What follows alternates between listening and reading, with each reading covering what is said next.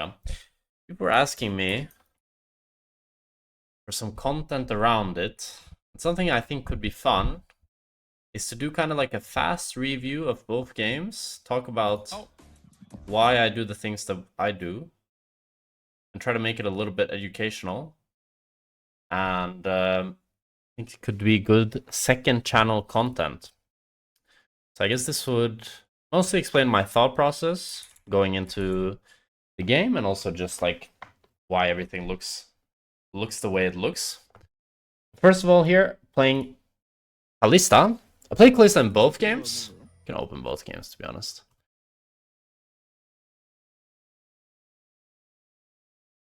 But here I'm playing Kalista Renata into Senna Tomkench, and the other game we're playing into Lucian Nami. So Kalista's strongest point, right, is, as you guys probably know, her early game. I will be able, I do not have POVs of either of these games, so I can't watch it from my own POV, but I can have it for the other games. I can set it up. Both of these games were on 14.9 before the crit changes. The next games will be on 14.10. We can, if people like this, then I'm definitely down to do this every week after our matches. And I can have my own POV, which makes it more fun to watch, because right now we have to watch the whole map, right? Which is a bit annoying. But yeah, so playing Kalista Renata into Senna TK, pretty chill laning phase overall. It's hard for really either side to kill the other, because they're so safe that it's kind of hard for us to kill them, and they don't really have damage to kill us. So kind of just as Kalista, you're just like poking them down a little bit, you're getting push, and yeah, you're kind of just chilling, to be honest. We need some, this is some lo-fi angle. This is definitely a lo-fi angle right here. Maybe just, yeah, we can do some Go Hisaishi, I think. And they also have Vi, which is another important thing to consider. Vi is really weak early game. Doesn't really like to gank pre-6, and if she does, it's like not really scary at all. So it's definitely like something you don't really have to be very wary of, which means that we can play even more aggressive on bot. And then we're just like slow pushing here. So why are we slow pushing here? In general, I always tell people this. The default should be to slow push, as in last hit the minions at the last second once you have push. Why is that? Because if you slow push, you deny the enemy way more last hits. Because as your wave slowly builds up, it'll kill, it'll also, some of the minions will die as it builds up, and they will lose minions, and you will have an opportunity to make a play with the wave. So what do I mean by that? So now you can see that we have built up a big wave. Whiten flashes in. It's kind of bad because, like, you know, we just chunked the TK and the Senna. It's like, it's fine, but I don't think it's worth Renata flashing in.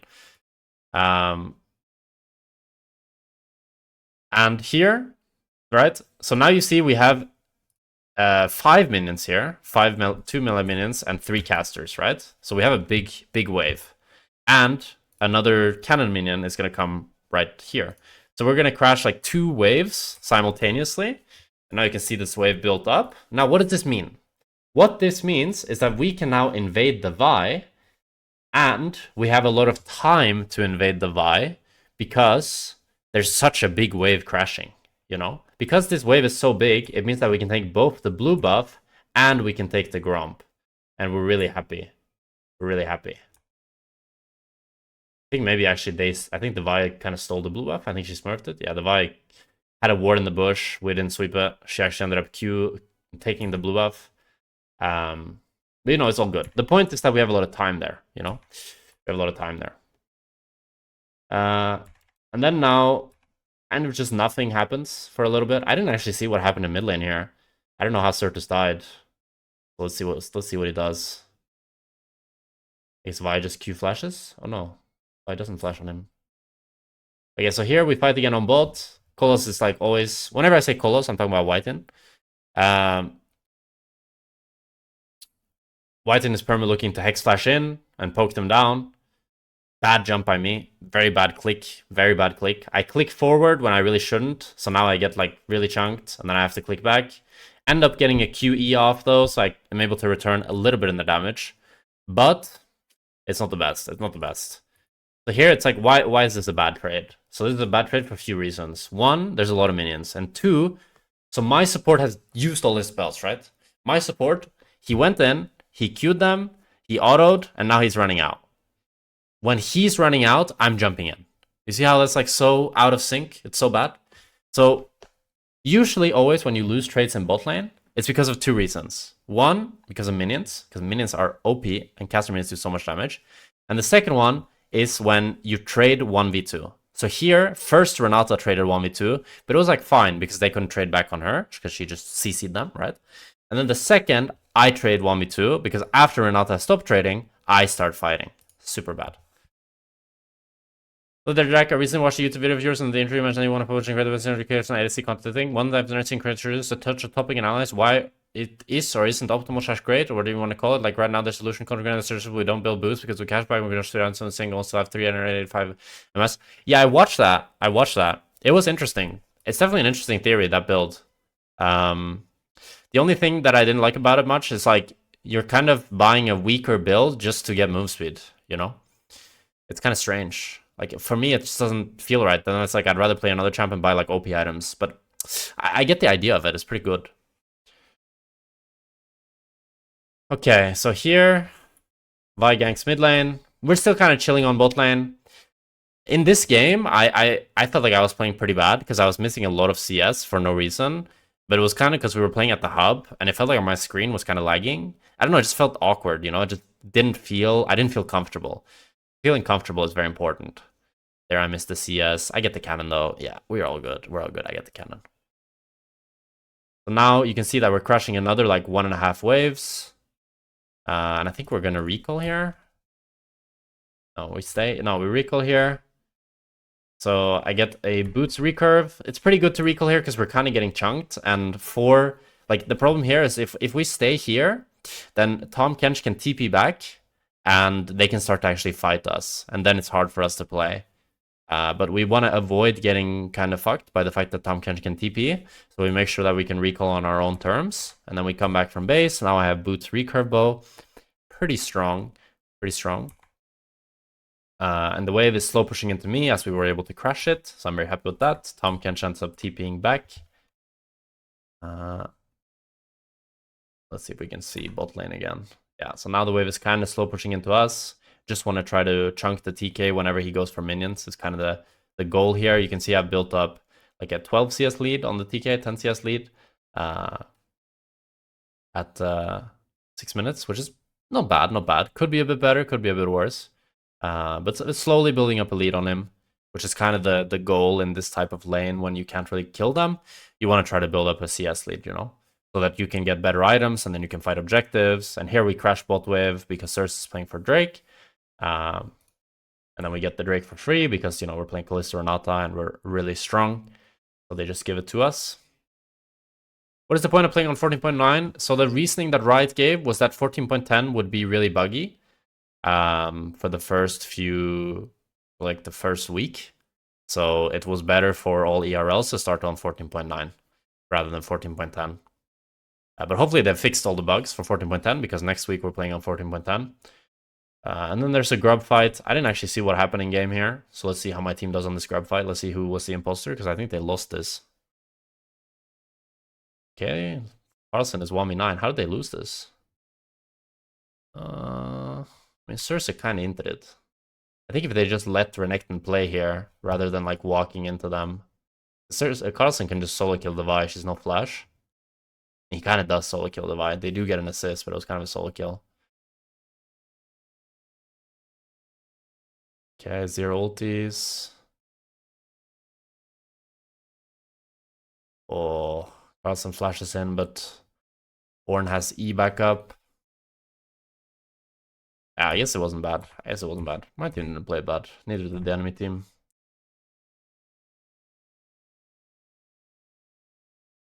And we're feasting on mid now.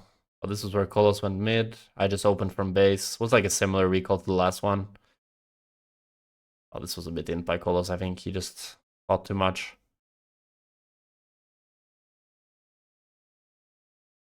Now, Renata dies on mid. I think Kolos tries to flash Q here, no? But does he miss? Or does he have... Oh, come on, Chico made fun of you there. Kolos, what was that? Why you didn't take Ghost here? You don't go Ghost on Callista. Ghost on Callista is really useless, because your dash speed scales with your... Or like... yeah, I mean... You're like jumping, you know? You don't care about movement speed. Like your dash speed doesn't scale with... I mean, I guess it kind of does, but you don't care about it. Your dash distance doesn't scale with movement speed. It just scales with boot tier. But so it's mostly just about attack speed and finishing boots. The Ghost is like very suboptimal on Callista. And also like you're playing a champ that really wants to win lane, so you don't really want to like pick a summoner spell that's weak for lane, you know? That's kind of... Unless you have a free lane, but then it's like... Yeah. Like Ghost on Callista is very similar to Ghost on Draven. It's just like really suboptimal kind of. So now you can see I built up a little bit of a CS lead here. I have a 20 CS lead on Tahm Kench, which is, it's nice. It's nice. I think it could be better. I think if I was if I was playing Comfort right now, I'd be 101 CS or something like that at 10 minutes. But I missed like 10 to 15 more CS than I should have. So that was kind of int by me. That could be even further ahead if I was really just right-clicking minions well, which sometimes is sort of like really important to be able to do well. Now both journalists are around topside. We're still kind of chilling on bot. They're playing really safe. I remember feeling this game that enemy team was like really respecting us, so it was kind of hard to make anything happen. And I think here we start building the CS lead even further. Now the CS lead, I think it's going to be 30 soon. And this is just like, why are we building up a CS lead in this lane? So the trick of it is just to like, we froze a little bit here and there, and then we slow pushed a lot. So every time we could, we slow pushed waves so that when the wave is slowly building up, he's losing minions, perma. And if the Tahm Kench wants to walk up to Q, we click forward, Tahm Kench can't Q because he's scared of getting all in, and then he loses the farm, right? You scrim LEC teams? Yeah. Yeah. We do pretty well. We do pretty well. The teams we struggled to play against was G2 and Fnatic, but the others feel really like beatable. Yeah, so we get the second Drake here. Overall, I think we had really good Drake control this game, which is really important when you play Kalista. Being able to get Drakes on cooldown. The most important part of it is just that it forces the enemy to fight you. Because if the enemy team isn't forced to fight you, they can just kind of stall, right? And play for scaling. But you really don't want as Kalista. So here I was initially planning to recall, I think, but I think I needed gold, or no. Okay, so here, it's because I see Senna on the grubs, and I know that the grubs are going to be for them. Why is the grubs for them? Because Senna is already at the grubs, while my Renata is in base right now. So that makes it very hard for us to fight grubs. So how can I make the best out of that situation? I know that I win 1v1 versus Tahm Kench. So if I now pressure bot lane, I can hit tower and I can get a plate. It doesn't show it here, but you can see the plate was at 4. And then I get another plate. So now it's at 3. If I skip forward a bit, you can see I hit tower here. Now it's 3 plates. So I take it would be a mistake there to recall, because if I recall, I can't get anything on the other side of the map when we're giving up grubs, you know? So now I have a 30 CS lead. I got 2 plates. Overall, decent gold lead. Doing okay, for sure. Could be better, could be worse. But I also have Bork, which is a really big spike. Here I want to play for Herald. So you can see that I recall on the 1330 wave. So I recall here because I have my full Bork item. And then I open mid. So why do I open mid? I open mid because I want to play for the Rift Herald. And if I open bot, it's really hard to play for Rift Herald for 2 reasons. One, if my team plays for Rift Herald and enemy team plays for bot tower, I can't farm. And as the carry, that's pretty bad, right? Second, if they play for Rift Herald and I go bot, it's going to be a 4v5 for my team because I'm bot and they're on Rift Herald. But if I go mid lane and Corki goes bot, then Corki can teleport to the Rift Herald play, so it's still a 5v5, which is really good for us. So now you can see Corki pushes the next bot wave, Corki bases, and then Corki TPs to us as we fight the Rift Herald. Here, this was really good by Kolos, but really bronze by us. Kolos finds a crazy Q on the Senna. I think the Senna should have cleansed this game. I think against our team, cleanse is really good. But she has heal. So she does not have cleanse, and Kolos is able to hit her with Q. But we are really inting, me and Cersei, because we are so far away that we cannot instantly punish this Senna, and she gets to flash away to safety, which is really bad. Because if we were closer, and we were able to, like if I even get to just auto-attack her, or Cersei gets to CC her, it would just be a free kill, and we would get the Herald. But it still ends up being a good fight for us, because we are a lot stronger just due to our champs. But it could have been way, way better if we were faster to follow up. But here you can see I'm just kiting back, looking to auto the Ornn whenever I can. I get 2 autos on the Ornn, keep autoing the Herald. I know I can finish the Herald. They smite it. I think actually Cersei smites it before I E. And Cersei does a really good flash ulti here, which forces the flash of Azir and Senna. And maybe even... yeah, forces the flash of 2 people. Tahm Kench and Azir. It forces the flash of... yeah, Tahm Kench and Azir. And we get the Ornn flash. So overall here, we got the Herald, and we got 5 flashes. And we got 4 flashes. Everybody apart from Vi used their flash here, which was really, really good for us, because the 3rd Drake is spawning in 2 minutes. And now we have 4 flashes up, sorry, and they have 4 flashes down. So that means for this 3rd Drake fight, it's going to be really, really a good situation for us. And that's a big thing about pro play that is different from solo queue, is that the fights are pretty telegraphed when they're going to happen. Because there's not that many fights that just happen over nothing.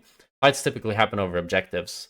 So burning a summoner spell 2 minutes before a Drake is going to spawn, it can change the whole outcome of the game, because if they now choose to drop the Drake, well, that's 3rd Drake for us. That's really scary, because all we need is to flip the 4th Drake, and if we get the flip, we have Soul. That's kind of GG. In a lot of games, Soul will be the tipping point of who wins the game. Now they have to enter a really scary fight for them, where they try to fight us while we have Soul. Or not while we have Soul, while we have flashes and they have no flashes. So you can see here, I'm playing a little bit cocky on mid waves, not too much, because I have really good vision. I have deep ward here, I have ward here. Well played by my team, because as long as I'm spotting Vi, I don't have to be scared of anything on mid waves. Senna is not scary, Tahm Kench is not scary. It's just Vi ult that's a bit scary. So as long as I can see the Vi, I'm really happy. And then we play for bot tower, we get the bot tower. They actually try to make a play on Renekton, but Carlson kind of outplays it, and he's really tanky. And this is another like huge usage of cooldowns, right? So now they use Vi ult and they use Azir ult. I think now 100% they should never fight this Drake. They lost their 2 most important ultimates. Maybe you could say Ornn ult is more important, right? Ornn ult's really important too. So those 2 really important ultimates, and they have 4 flashes down while we have 4 flashes up. And we have Corki pushing top, so they have to drop a lot of top waves if they want to play this Drake. Like, they're gonna lose a lot of minions top if they try to fight us over a Drake right now. And Corki has package. So now it's kind of the investment that we made in the past is all adding up to create a fight situation here that's incredibly good for us. As long as we now play it decently well, it's going to be very hard for them to win it, because we have such a huge resource advantage. We have 4 flashes, we have Corki package, and we have all ultis, while they have 1 flash and 3 ultis, you know? So it's going to be really hard for them to play the game now. And they still try to fight the Drake, which I think is a mistake, because even though, yes, it's scary to give 3rd Drake, you can see... So why is it like the worst part about fighting this Drake? Okay, so I put the Herald here. Herald was bad. I should have put it earlier because it gets blocked by the minions. But if you look at top and bot here, it's kind of hard to see it, but so top minions are right now dying. Like, our minions are dying to the tower. So this wave is going to push into us, and they're losing a lot of minions top, and they're losing minions bot. So they're losing a lot of gold on both sides while entering into a fight that's very bad for them. So this was where I think they kind of lost the game, and kind of the tipping point of the game.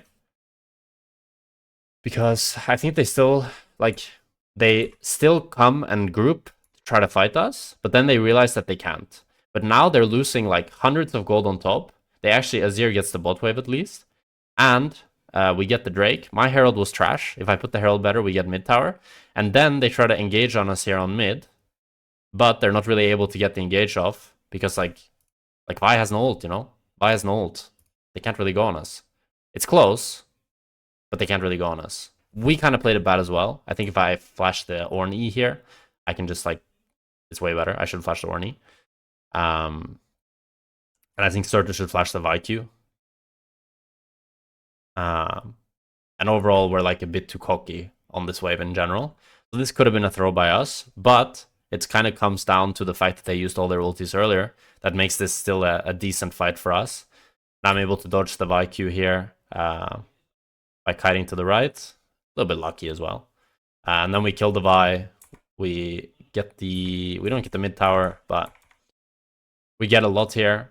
And we also get the third Drake, which is most important. What the fuck is Skarner damage? Yeah, Skarner's so OP. Skarner's so OP.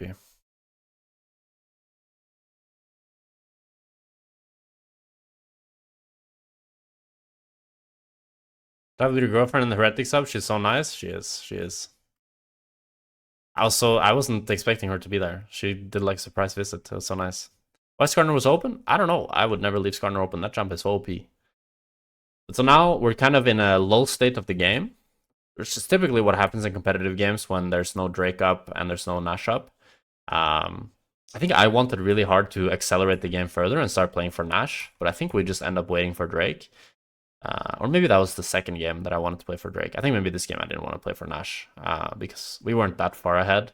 I think it's hard to start Nash with our comp as well. We have okay DPS with Kalista Corki, but it's not insane DPS, you know? It's not like we one-shot the Nash. So I think it's kind of hard to progress without Drakes. We do end up kind of clearing out most of their vision around the Nash.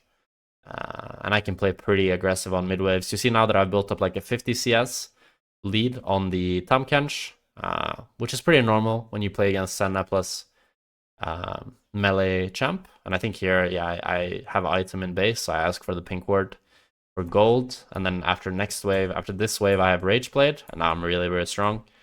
And we end up giving them position on the Drake, but it's really fine because we have a Corki with package and teleport.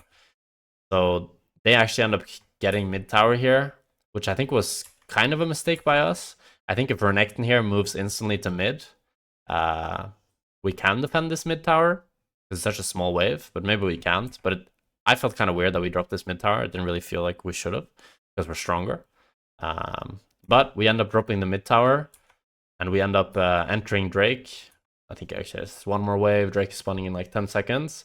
Renekton's on a really good flank. This was really well played by Carlson. Makes it really hard for the enemy team to try to start the Drake or do much of anything. Because they have to be really scared of this Renekton. You know, he's 2.5 items. He's really strong. Renata finds a really good Q on the Ornn here. Pulls him to us. We can start DPSing the Ornn for free. While the enemy team can't really DPS us at all. And Renekton finds a huge flank. Forces the flash of both of their carries. Which makes it really, really hard. Certus goes in. They can't really fight back. We go a little bit deep, but, you know, it's a very winning fight for us as we can just kind of run them down. Carlson gets the Renata W reset, and, you know, we kill 3 people. We get the Drake. I think we get the Nash as well. We even kill Senna. We get the Nash in the game. Oh, yeah, they even TP'd in here. Which was pretty crazy. They triple TP'd here, I think, or maybe Azir didn't TP, actually. They double TP'd here. But they don't really have the damage to kill us. I think we just kill the Ornn and get out.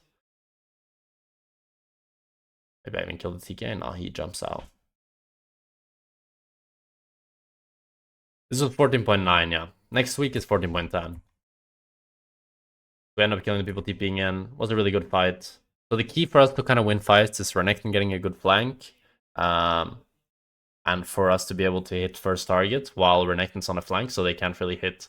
Because if they want to walk up and hit, then Renekton can flank them, and it's really scary for them.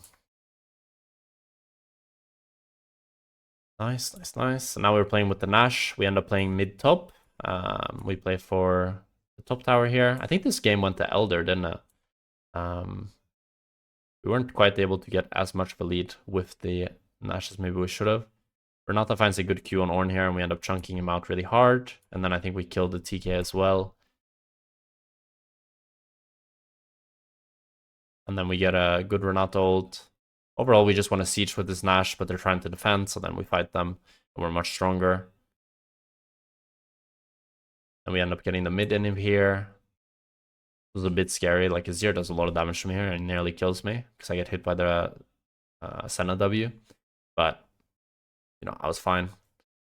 Now we base open bot. We start playing for Elder here. And it's really hard for them to play at this point. Even though it's always kind of scary when the game goes to Elder, because you know that if the enemy steals it, they have like a mega comeback. It's kind of fake because like we have so good control that it's impossible for the enemy to face check, kind of. And here we end up getting Azir flash. I think this is another like concept that I was talking about earlier, that just being able to get flashes before fights is so crucial and can really change the outcome of games. So now Azir has no flash for the Elder spawn. I mean, Tom Kench also ends up inting it, right? He W's in. And this fight was a little bit close, but no, it wasn't really close at all. And they have minions under their super nexus, under their nexus, or minions under their nexus. Oh, can't speak. And we find Senna here, get Senna flash. It's just like everything is adding up. We get the tier 2 bot, we recall. I got my Terminus. I have 3 items Kalista. I'm so strong. And the Elder spawns. You can see that they can't really enter at all. My team can just zone them 3v5 while me and Skarner are finishing the Elder. And also, like, we have the Kalista Rend, right, to secure it. Skarner ends up going over to kill the Vi. And I end up Eing here to try to kill the Vi, or like damage the Vi, which was kind of noob mistake because I actually don't have E now. And they could have, you know, tried to take the Elder, but they didn't try. Probably they thought I would secure it anyways, or I don't know. They didn't try. And yeah, we just run it down mid after we kill them. We have Elder buff. My team hero was like, maybe you can't end. And I'm like, bruh, we got Infernal Soul, we got Elder, come on. We're gonna fucking kill him. We're gonna fucking kill him. Then here, a little bit of nice movement. Dodge the Ornn E, dodge the Senna W. Kite away from the Tom Kench Q. Get the E reset on the minion. Kill the Ornn. Beautiful, beautiful. Good stuff, good stuff. Overall was a decent game. A little bit rough early game. I think our next game was a little bit cleaner. But overall, pretty happy with it. Overall, pretty happy with it. It was fun to play Kalista. I think a lot of people don't maybe consider me that much of a Kalista player, especially the people that have been watching my streams a lot, because I don't play much Kalista in solo queue. But it's always been a champion that I've been really comfort on playing in competitive. Just because like it's very similar to Draven and how you play as a stronger ADC, and how you bully lane and snowball the game. And I feel like I'm really good at that play style. And it's something that maybe some Superliga teams forgot since they stopped banning it against me, but maybe after this 2-0 they were reminded why every game people ban Draven Kalista versus me.